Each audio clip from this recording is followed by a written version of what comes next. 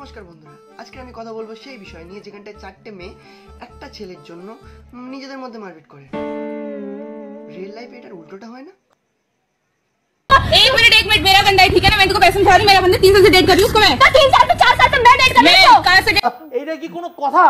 আমি আজকে সেই বিষয়ের উপর কথা বলবো যেখানটায় একটা কথা বলার জন্য চারটে মানুষ চার রকম ভাবে রিঅ্যাকশন দেয়। একটাই রিঅ্যাকশন। ঠিক ধরেছেন, আজকে আমরা কথা বলবো বাংলা সিরিয়ালকে নিয়ে। So let's start.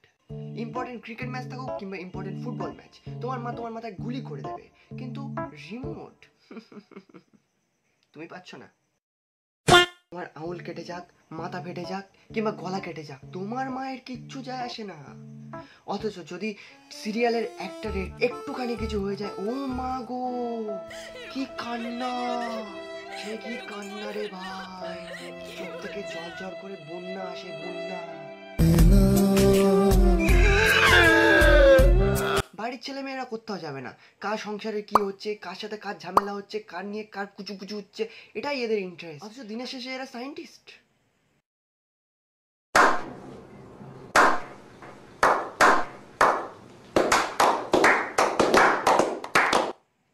ভাই এমন জব কোথায় পাওয়া যায় ভাই? বিয়ে হোক বা শ্রাদ্ধ বাড়ি, তোমার পিসিমা কাকিমা মাসিমা জেঠিমার টপিক একটাই থাকবে, বিয়েটা কার সাথে হবে, হিরোইনের সাথে হবে নাকি ওই নেকিটার সাথে হবে। মা তোমার জেনে কি লাভ? এখানে মানুষ সবকিছু মনে মনে করতে পছন্দ করে, মনে মনে রাগ দেখাবে, মনে মনে হাসবে, মনে মনে ওকে খিস্তি দেবে।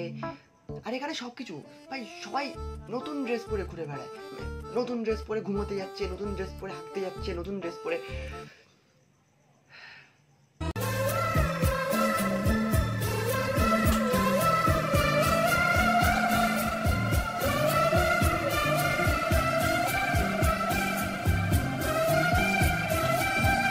আরে এত সেজে গুজে কোথাও যাচ্ছিস?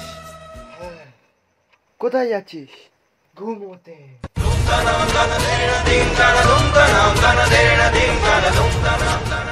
আপনিও কি বাংলা সিরিয়ালের পরিচালক হতে চান? খুব ইজি, আমি আপনাকে শিখিয়ে দিচ্ছি। প্রথমে একটা সাদা খাতা নিয়ে নাও, তারপরে মদ বিড়ি গাঁজা সিগারেট চ্যারাস যা যা নেশা আছে সব এক ধার থেকে করে লিখতে শুরু করুন।